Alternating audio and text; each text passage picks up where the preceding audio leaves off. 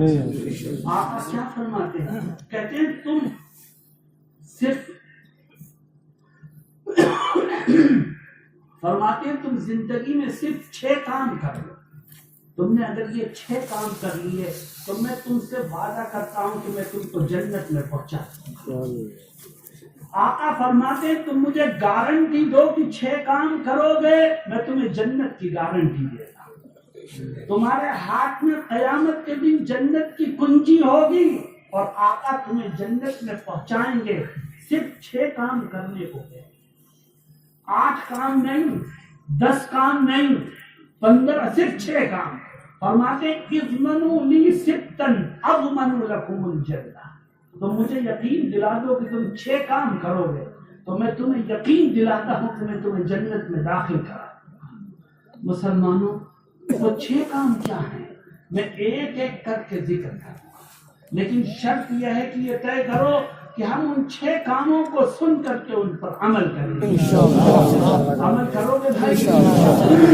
دیکھو یہ میں اپنی طرف سے کوئی بات نہیں کہہ رہا ہوں، 6 کی 6 باتیں حدیث شریف میں موجود ہیں.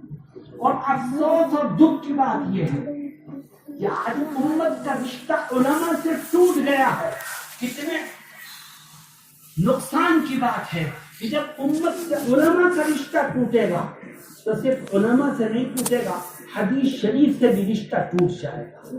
صرف علماء سے نہیں ٹوٹے گا، قرآن کی تفسیر سے بھی رشتہ ٹوٹ جائے گا. صرف علماء سے نہیں ٹوٹے گا، صحیح پاکی اور ناپاکی کے مسائل کو سمجھنے سے بھی آدمی عاری ہو جائے گا. نہ تیرے پاس طہارت ہوگی، نہ تیرے پاس صحیح دین ہوگا، نہ تیرے پاس قرآن ہوگا، نہ تیرے پاس حدیث ہے. اور اگر تیرا رشتہ علماء سے مضبوط ہوگا تو تو نبی کے فرمان کو سمجھ کر کے اس پر عمل کرنے کا جذبہ اپنے دل میں پیدا کرنے میں کامیاب ہو جائے گا. آقا فرماتے ہیں 6 کام کرو میں تمہیں جنت کی گارنٹی دیتا ہوں. کیا ہے وہ 6 کام؟ میرے دوستو یہاں جو 6 کام ذکر کیے جا رہے ہیں اس میں نماز، روزہ، حج، زکوٰۃ کا کوئی تذکرہ نہیں، کیونکہ نماز، روزہ، حج، زکوٰۃ تو فرض ہے، اس کو کرنا تو لازم اور ضروری ہے، لیکن نجات کے لیے اتنا ہی کافی نہیں ہے. اگر تو جنتی بننا چاہتا ہے اور آقا کے ذریعے جنت تک پہنچنا چاہتا ہے تو نماز، روزہ، حج، زکوٰۃ کے ساتھ ساتھ یہ 6 کام اور کر. آقا کہتے ہیں میں تجھے جنت میں پہنچا کر کے دم دوں گا. کیا ہیں وہ 6 کام؟ سب سے پہلا کام فرماتے ہیں اصدقوا اذا حدثتم. تم اگر جنتی بننا چاہتے ہو تو میں تمہیں گارنٹی دیتا ہوں کہ میں تمہیں جنت میں پہنچاؤں گا، لیکن شرط یہ ہے کہ 6 کام کرو. وہ 6 کام کیا ہیں؟ نماز بھی پڑھو، روزہ بھی رکھو، حج بھی کرو، زکوٰۃ بھی دو، اور اس کے ساتھ ساتھ 6 کام اور کرو. ان 6 کاموں میں سے پہلا کام فرماتے ہیں، پہلا کام یہ ہے کہ تم یہ عہد کر لو کہ انشاءاللہ زندگی کے آخری سانس تک جب بھی بولوں گا تو ہمیشہ سچ بولوں. تو ہمیشہ سچ بولے گا تو اللہ اس کی برکت سے تیری نمازوں کو بھی قبول کرے گا، تیرے روزے بھی قبول کرے گا، تیرا حج بھی قبول کرے گا، تیری زکوٰۃ بھی قبول کرے گا. تو 4 مہینے لگا کے آیا اور گھر میں آ کر کے جھوٹ بولنے لگا، دکان پہ بیٹھ کر جھوٹ بولنے لگا، نماز پڑھ کے آیا اور تو غلط بیانی سے کام لینے لگا، تو یاد رکھ خدا کے ہاں تیری نمازیں، تیری عبادتیں اور دین میں لگا ہوا تیرا وقت کبھی بھی قبولیت کے درجے کو نہیں پہنچے. کیوں؟ وجہ کیا ہے؟ جو جھوٹ بولتا ہے گویا وہ اس بات کو نہیں مانتا کہ اس کی زبان سے جو نکل رہا ہے اس کو اس کا خدا سن رہا ہے. اگر تیرے دل میں یہ یقین آ جائے کہ میری بات کو میرا خدا سن رہا ہے تو تیرے اندر کبھی جھوٹ بولنے کی جرأت اور ہمت پیدا ہو ہی نہیں سکتی. تو بند کمرے کے پیچھے جو بولتا ہے اس کو بھی تیرا خدا سنتا ہے. تو تنہائی میں جو کچھ اپنی زبان سے نکالتا ہے خدا اس کو سنتا ہے. اور اللہ قرآن کریم میں کیا کہتا ہے؟ فرماتا ہے أَلَمْ تَرَ أَنَّ اللَّهَ يَعْلَمُ مَا فِي السَّمَاوَاتِ وَمَا فِي الْأَرْضِ. اللہ رب العزت زمین و آسمان کی ہر چیز سے واقف ہے.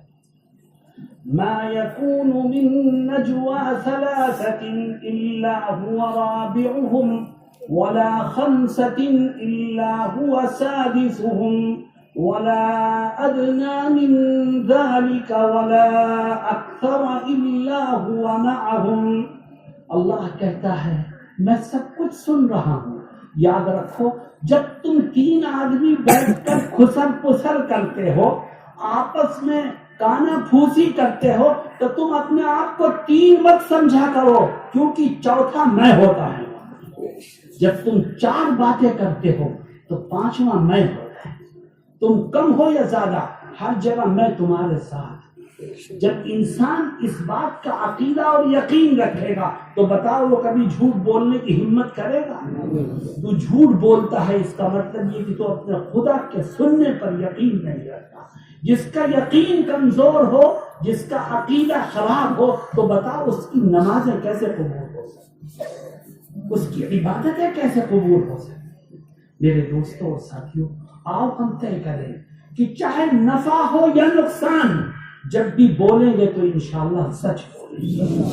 اور میں تمہیں یقین دلاتا ہوں کہ اگر تم نے خدا کے ڈر سے جھوٹ بولنا چھوڑا اور سچ بولنے کی وجہ سے تمہیں کوئی نقصان اٹھانا پڑا, تو میں تمہیں یقین دلاتا ہوں کہ خدا غیب سے تمہارے اس نقصان کی تلافی کرے گا. خدا غیب سے تمہاری مدد کرے گا اور تمہیں اس طرح نفع پہنچائے گا کہ جس کا تصور بھی تمہارے ذہن میں کبھی پیدا نہیں ہوا. عالم ہو کہ جاہل, چھوٹا ہو کہ بڑا, تاجر ہو کہ کسان, ہر آدمی یہ طے کرے کہ میں جب بھی کسی سے بات کروں گا ہمیشہ سچ بولوں گا. دیکھو تم دنیا میں سچ بولو گے اور سچائی کے عادی بنو گے تو تمہیں اس کا سب سے پہلا لابھ اور فائدہ قبر میں پہنچے گا. کیسے؟ جو آدمی دنیا میں ہمیشہ سچ بولتے بولتے دنیا سے جائے گا, حدیث شریف میں آتا ہے کہ جب وہ قبر میں پہنچے گا تو دو فرشتے آ کے اسے قبر میں اٹھا کے بٹھائیں گے اور وہ فرشتے اس سے تین سوال کریں گے. کیا تین سوال کریں گے؟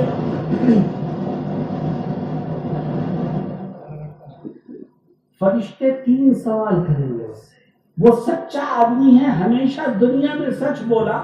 فرشتہ پہلا سوال یہ کرے گا کہ یہ بتا تیرا خدا کون؟ وہ کہے گا میرا خدا وہ ہے جو زمین و آسمان کا مالک اور پیدا کرنے والا. فرشتہ دوسرا سوال کرے گا کہ تیرا دین کیا ہے؟ وہ کہے گا میرا دین دین اسلام ہے. فرشتہ تیسرا سوال کرے گا کہ وہ کون ہے جو تمہارے درمیان بھیجے گئے تھے؟ وہ کہے گا وہ میرے آقا حضرت محمد مصطفیٰ صلی اللہ علیہ وسلم. جب یہ وہ تینوں سوال کا جواب دے کے چپ ہوگا تو حدیث شریف میں آتا ہے کہ آسمان سے خدا بولے گا اور کہے گا ان صدق عبدی, ارے یہ تو میرا سچا بندہ ہے, اس نے صحیح بات کہی ہے.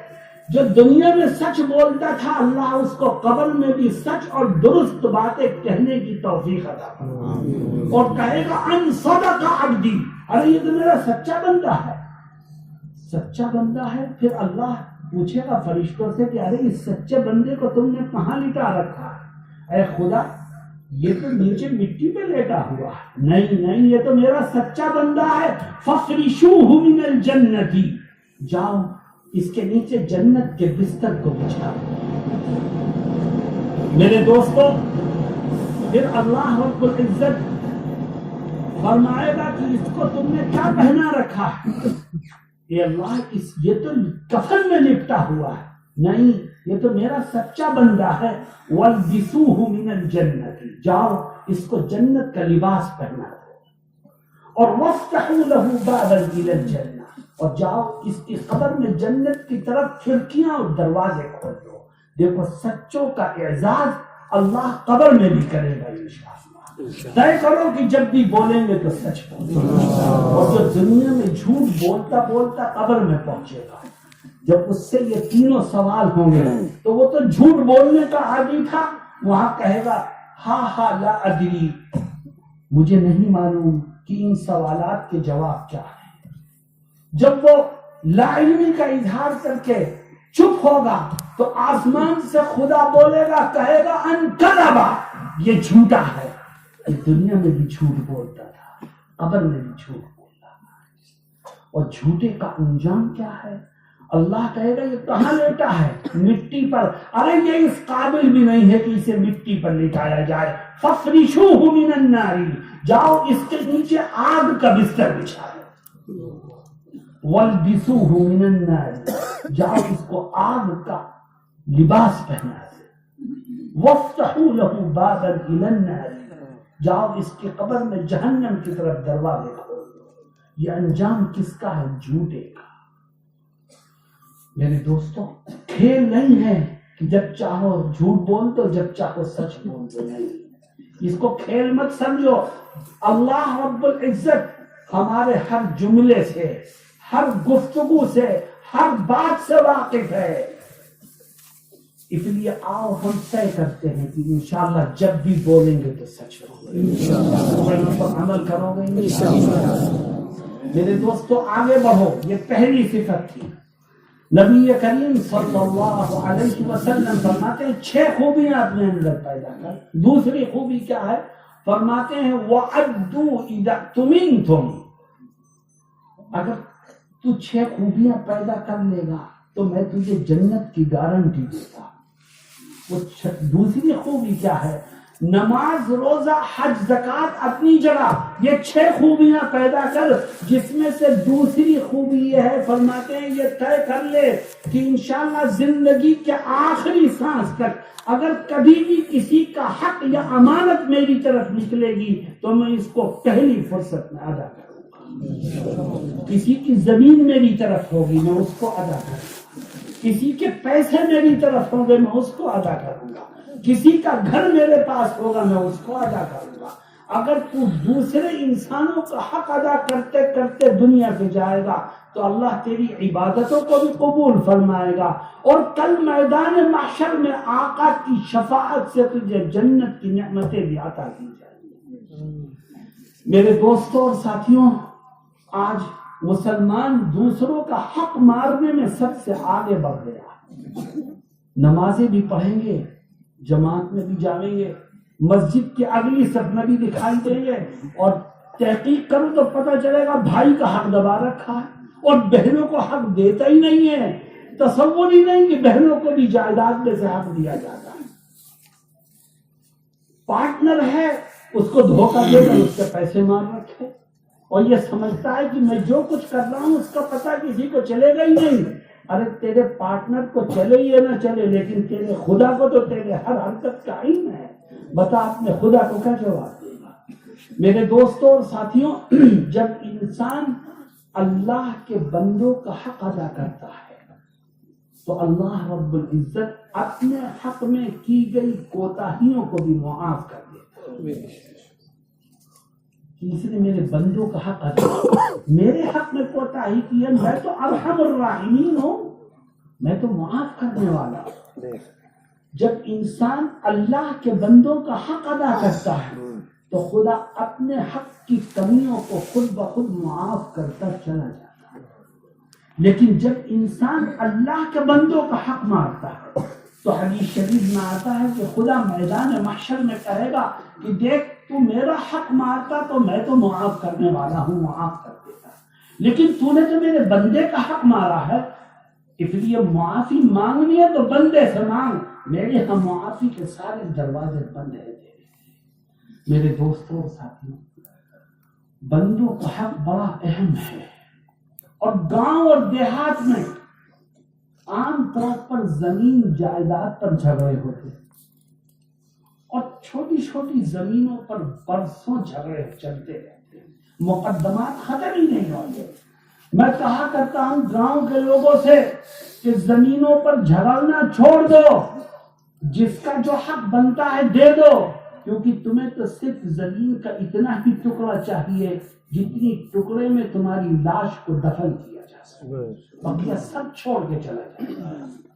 اس لیے میرے دوستوں اور ساتھیوں، طے کرو کہ انشاءاللہ جب بھی کسی کا حق نکلے گا ہم پہلی فرصت میں اس کو ادا کریں گے، چاہے تھوڑا ہو چاہے زیادہ ہو، چاہے اپنے کا ہو چاہے پرائے کا ہو، چاہے دوست کا ہو چاہے دشمن کا ہو، چاہے ہندو کا ہو چاہے مسلمان کا ہو، حق ہے اس کو ادا کریں۔ نبی کریم صلی اللہ علیہ وسلم جو دین لے کر کے آئے، اس دین کی خصوصیت ہے کہ اس میں انسانوں کے ساتھ بھید بھاؤ کی اجازت نہیں دی گئی۔ جس کا جو حق ہے ادا کرے، بھید بھاؤ نہیں چلے گا۔ یہ تو اللہ کے دشمنوں کی علامت ہے، اللہ کے محبوب بندوں کی علامت نہیں ہے۔ انسانیت کا سبق دنیا والوں کو اگر سکھایا ہے تو اسلام نے سکھایا، برابری کا درس اگر دیا ہے تو اسلام نے دیا ہے، اور انسانیت کے احترام کا طریقہ اگر سکھایا ہے تو حضرت محمد مصطفیٰ صلی اللہ علیہ وسلم نے سکھایا ہے۔ میرے دوستوں اور ساتھیوں، میں ایک ملک ہے ساؤتھ افریقہ، وہاں گیا تھا۔ مجھ سے ایک صاحب کہنے لگے کہ میرا ایک یہودی پارٹنر تھا، وہ مسلمان تھے، ان کا ایک یہودی پارٹنر تھا۔ کہنے لگے کہ وہ یہودی پارٹنر ابھی کچھ دن پہلے مسلمان ہو گیا۔ میں نے کہا کہ کیسے مسلمان ہو گیا؟ کیا آپ نے اس کو اسلام کی دعوت دی؟ کہنے لگے نہیں، میں نے کبھی اس کو اسلام کی دعوت دی، کاروبار میں شریک تھا، میرے ساتھ کام کرتا تھا۔ میں نے کہا پھر کیوں مسلمان ہوا؟ وہ کچھ بات ہوئی اس سے آپ کی؟ کہنے لگے ہاں بات ہوئی، وہ صرف ایک چیز سے مسلمان ہوا۔ میں نے کہا وہ کیا چیز ہے؟ تو وہ مجھے بتانے لگے کہ جب سے میرا اس کے ساتھ کاروبار شروع ہوا، میں نے ہمیشہ اس بات کا خیال رکھا کہ کبھی میری طرف سے بےایمانی نہ ہو، جو معاملہ ہو صاف ستھرا اور ایمانداری کا ہو۔ چنانچہ اس نے میرے ساتھ کاروبار شروع ہونے کے بعد آہستہ آہستہ آہستہ آہستہ کاروبار پورے طور پر میرے اوپر چھوڑ دیا۔ اب مجھے کوئی دیکھنے والا نہیں تھا، کوئی مجھے پکڑنے والا نہیں تھا، کوئی میری نگرانی کرنے والا نہیں تھا۔ سیاہ سفید کا میں مالک تھا، لیکن وہ پیچھے بیٹھ کر میری نگرانی بہت خاموشی سے کر رہا تھا، جس کا مجھے علم نہیں تھا، لیکن دل میں یہ یقین تھا کہ کوئی مجھے دیکھ رہا ہو یا نہ دیکھ رہا ہو، میرا خدا تو دیکھ رہا ہے۔ لہٰذا کاروبار پورے طور پر میرے ہاتھ میں آیا، لیکن میں نے ایک ایک پائی کا حساب صاف اور ستھرا رکھا۔ وہ کہتا ہے تیری ایمانداری نے مجھے ایمان کی دولت سے مالا مال کر دیا۔ میرے دوستوں اور ساتھیوں، اسلام اسی طرح پھیلا ہے۔ اسلام تلوار سے نہیں پھیلا، اسلام زور زبردستی سے نہیں پھیلا، اسلام پھیلا ہے تو بہترین اخلاق اور عمدہ کیریکٹر سے پھیلا۔ آج مسلمان کا مال ہڑپ کرنے کے لیے تیار رہتا ہے۔ بتاؤ مذہب پھیلے تو کیسے پھیلے، لوگ اسلام کے قریب آئیں تو کیسے آئیں۔ میرے دوستوں اور ساتھیوں، آؤ ہم طے کریں کہ انشاءاللہ زندگی کے آخری سانس تک آقا کے اس فرمان پر عمل کریں گے جو وَعَدُّوا إِذَا تُمِنْتُمْ، جب تمہارے پاس کسی کا کوئی حق ہو، کوئی امانت ہو، تو اس کو پہلی فرصت میں ادا کرو۔ جو بھائی ادا کرے گا انشاءاللہ۔ میرے دوستوں اور ساتھیوں، نبی کریم صلی اللہ علیہ وسلم تیسری بات کیا فرماتے ہیں؟ ایک دن آئے گا کہ ہمارے بھی جنازے اٹھیں گے اور تمہارے جنازے بھی اٹھیں گے، لیکن موت کے بعد انسان کے کام جو چیز آئے گی وہ اس کا کردار ہوگا، اس کا عمل ہوگا، اس کا اخلاق ہوگا۔ چنانچہ نبی کریم علیہ السلام تیسری چیز کیا فرماتے ہیں؟ دیکھو، پہلی بات یہ تھی کہ جب بھی بولو تو سچ ہو۔ دوسری بات یہ کہ جب تمہارے پاس تمہاری طرف کسی کی امانت یا حق نکلے اس کو پہلی فرصت میں ادا کرو۔ اور تیسری چیز فرماتے ہیں وَأَوْفُوا إِذَا وَعَدتُّمْ۔ دیکھو، اگر تم یہ 6 کام کر لو تو آقا کہتے ہیں میں تمہیں جنت کی گارنٹی دیتا ہوں۔ ان میں سے تیسرا کام کیا ہے؟ فرماتے ہیں وَأَوْفُوا إِذَا وَعَدتُّمْ، تم نمازیں بھی پڑھو، روزے بھی رکھو، حج بھی کرو، زکات بھی دو، لیکن ایک تیسرا کام اور کرو، اور وہ تیسرا کام یہ ہے کہ تم طے کر لو کہ زندگی کے آخری سانس تک جب بھی کسی سے کوئی وعدہ کریں گے تو انشاءاللہ اس کو پورا کریں گے۔ آج مسلمان کی شناخت یہ ہو گئی ہے کہ وہ وعدہ کر کے کبھی اسے پورا نہیں کرتا۔ میرے دوستوں اور ساتھیوں، اللہ کے نبی حضرت محمد مصطفیٰ صلی اللہ علیہ وسلم نے جو دین ہم کو دیا ہے اس میں وعدے کی بڑی اہمیت ہے، اور میں آپ کو یقین دلاتا ہوں کہ اگر آپ کے ساتھ کاروبار میں کوئی ہندو شریک ہے، کوئی سکھ شریک ہے، کوئی یہودی شریک ہے، اور آپ نے وعدے کو پورا کرنے کا اپنا فریضہ ادا کر رکھا ہے، تو جو آپ کے ساتھ کاروبار میں شریک ہوگا وہ آپ کو ہمیشہ اپنے سر پر بٹھائے گا اور کام آپ کا بڑھتا چلا جائے گا۔ آج وعدہ خلافی کا گناہ اتنا عام ہو رہا ہے کہ غیر تو غیر اپنے بھی ہم سے نفرت کرنے لگے۔ مسلمان کی شان تھی کہ وہ اپنا نقصان تو برداشت کر سکتا ہے لیکن وعدے کی خلاف ورزی نہیں کر سکتا۔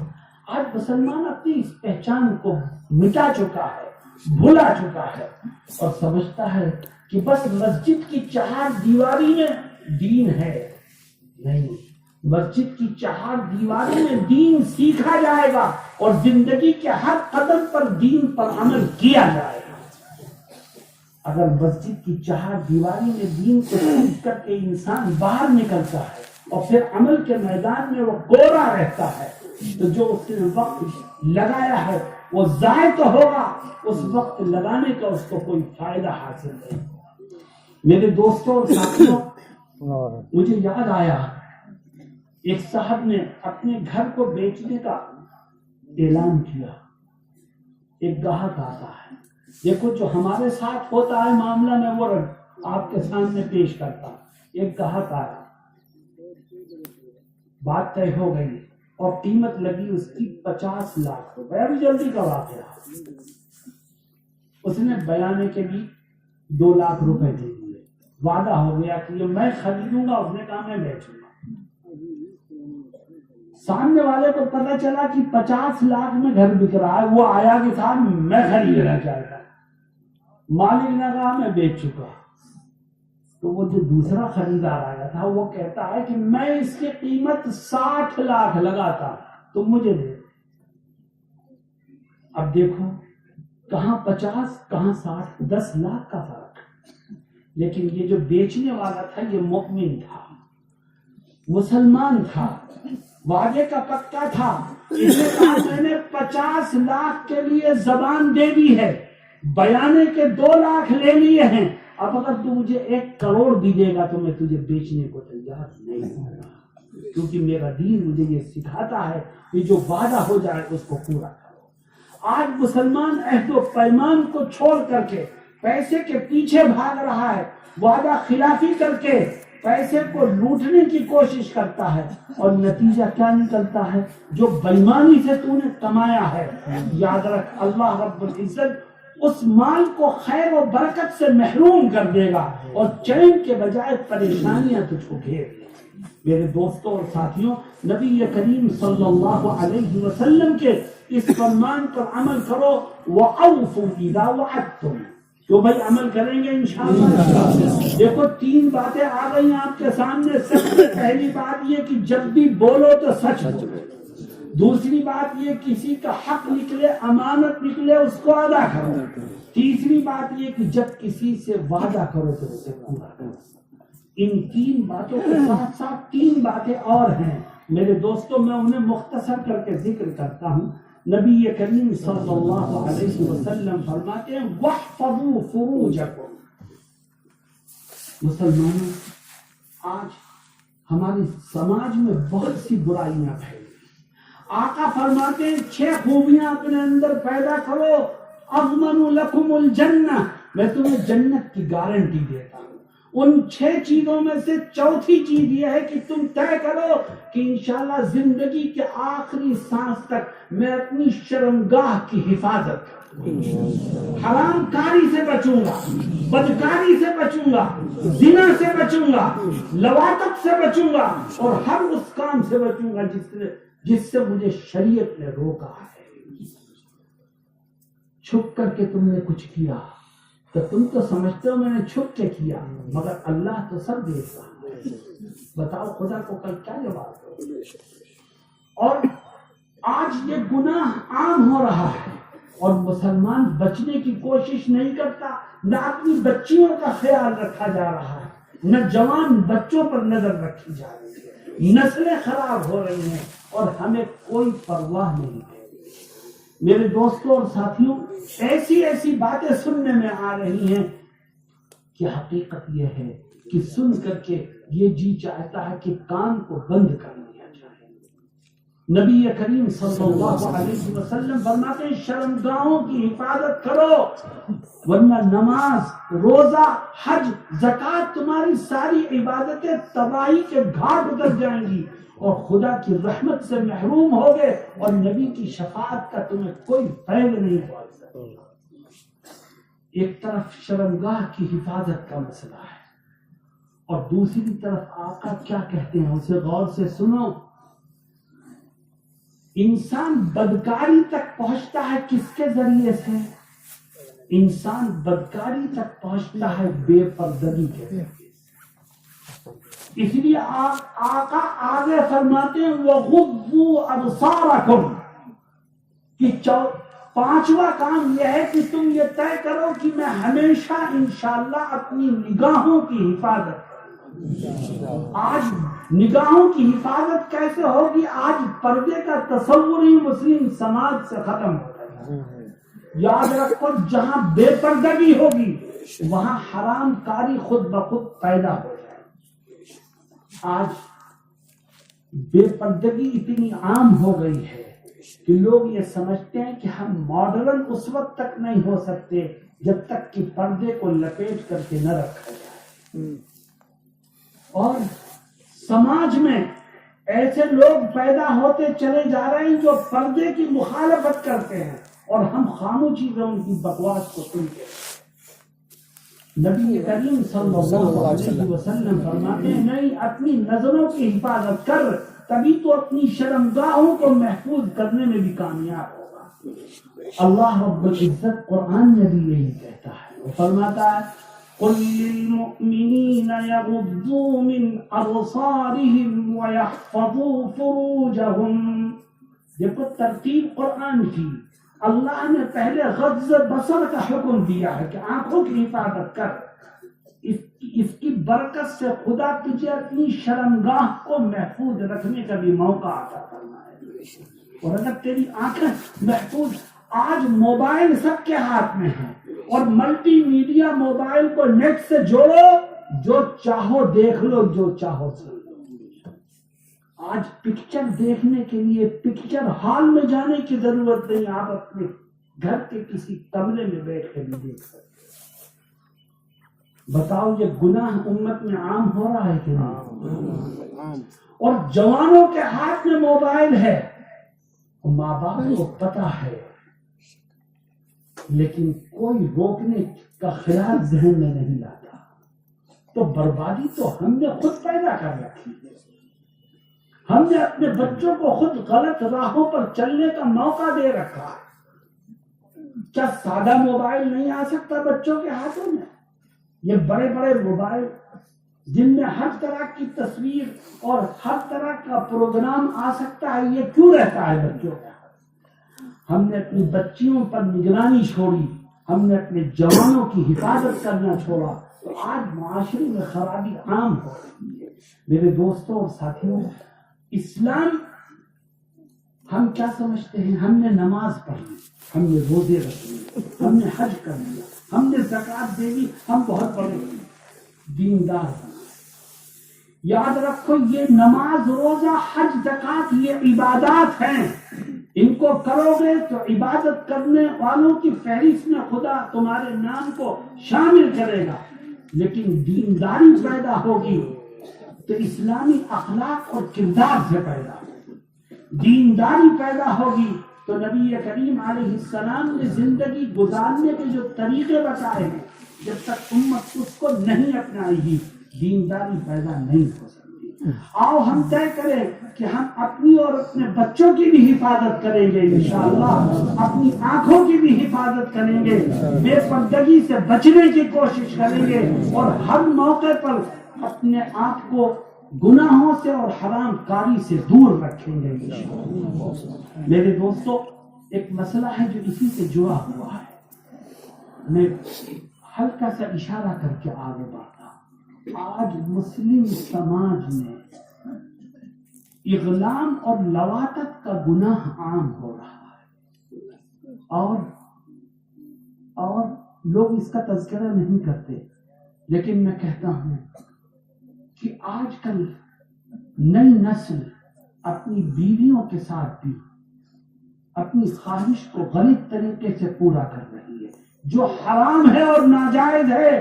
نبی کریم صلی اللہ علیہ وسلم ایک روایت میں فرماتے ہیں، جس نے بیوی کے پاس جا کر اپنی خواہش پیچھے کے راستے سے پوری کی، وہ سمجھ لے کہ محمد صلی اللہ علیہ وسلم اس سے بری ہیں، وہ جہنم میں جاتا ہے، برباد ہوتا ہے، آقا کو اس کی کوئی پرواہ نہیں. آج رشتے ٹوٹ رہے ہیں اس کی وجہ سے، اور لڑکی والے پریشان ہیں. یہ گناہ اتنا عام ہو گیا کہ لوگوں کے ذہنوں سے اس گناہ کی نفرت ہی نکل گئی. میرے دوستو سن لو کان کھول کے، جب کوئی گناہ عام ہو جائے اور لوگوں کے دلوں سے اس کی نفرت نکل جائے تو اس کا مطلب یہ ہوتا ہے خدا کی پھٹکار ہے، انسان مر جائے گا مگر اس کو توبہ کی توفیق نہیں ہوگی.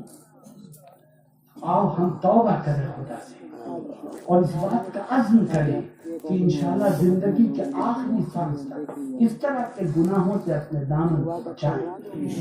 آخری بات، نبی کریم صلی اللہ علیہ وسلم فرماتے ہیں وَكُفُّوا أَيْدِيَكُمْ.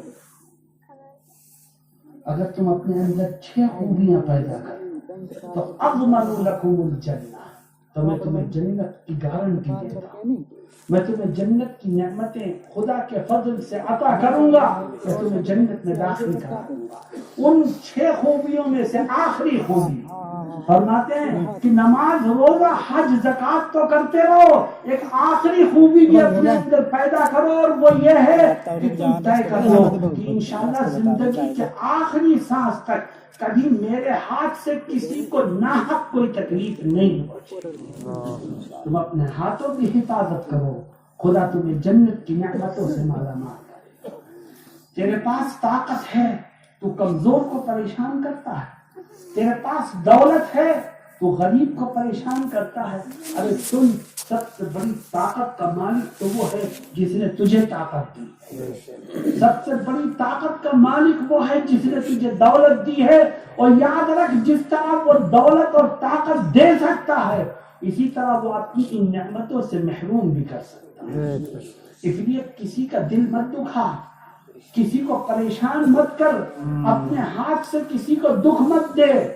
ورنہ یاد رکھ، اگر تو عقل خو میں مبتلا ہوگا اور لوگوں کا دل دکھائے گا، لوگوں کو پریشان کرے گا، طاقت کے نشے میں چور ہو کر لوگوں کے ساتھ بد معاملگی کرے گا، تو ڈر خدا سے.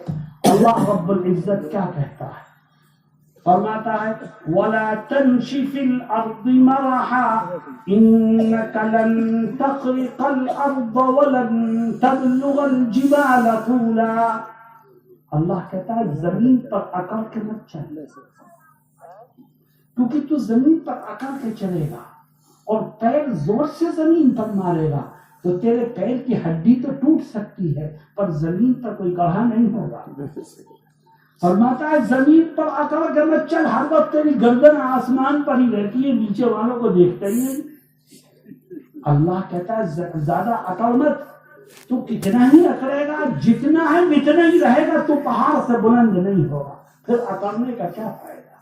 میرے دوستوں اور ساتھیوں، آج مسلمان گاؤں دیہات میں رہنے والا ہو یا شہر میں، اپنے ہاتھوں سے، اپنے عمل سے، اپنے کردار سے دوسروں کو تکلیف پہنچاتا ہے اور یہ ذہن سے نکل جاتا ہے کہ میں کل خدا کے سامنے کھڑے ہو کے کیا جواب دوں۔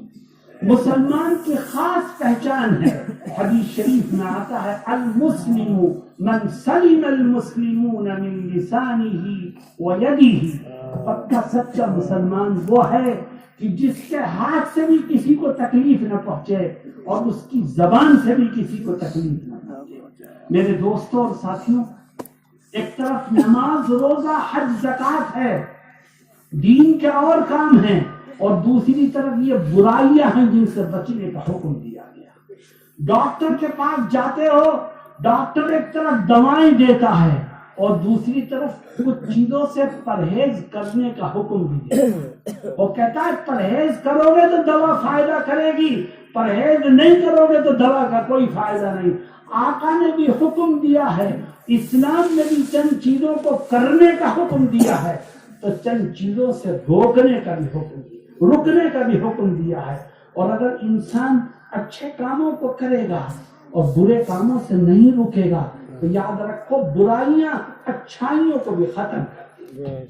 آؤ ہم طے کریں کہ ہم اپنے اندر ان 6 خوبیوں کو پیدا کریں۔ آپ نے شروع میں وعدہ کیا تھا کہ ہم سن کر کے عمل کریں گے، مجھے یقین ہے کہ آپ اپنے وعدے پر قائم ہوں گے انشاءاللہ۔ آپ عمل کرو گے، خدا عمل کی راہ کو آسان کرے گا۔ آپ عمل کے لیے قدم بڑھاؤ گے، خدا راستے کی رکاوٹوں کو دور فرمائے گا۔ پریشان مت ہو، کام کتنا ہی بڑا کیوں نہ ہو، اہم کیوں نہ ہو، انسان ارادہ کر کے قدم بڑھائے گا تو خدا کا وعدہ ہے۔ کیا وعدہ ہے؟ فرماتا ہے وَالَّذِينَ جَاهَدُوا فِينَا لَنَهْدِيَنَّهُمْ سُبُلَنَا وَإِنَّ اللَّهَ لَمَعَ الْمُحْسِنِينَ۔ اللہ کہتا ہے کہ جو میری راہوں پر چلنے کے لیے قدم